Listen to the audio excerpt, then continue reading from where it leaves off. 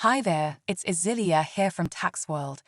Today I'd like to talk to you about Section 120(b) of the Taxes Consolidation Act 1997.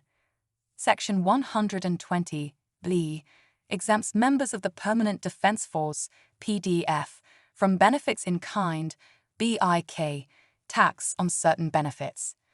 These benefits include living accommodation provided on land that is occupied or used by the PDF, as well as healthcare provided to a member of the PDF. However, the term healthcare in this context does not include the provision or repair of spectacles or contact lenses, and it also does not include cosmetic surgery unless the surgery is related to a congenital abnormality, personal injury, or disfiguring disease. I hope you found that useful, and I'll see you in the next video.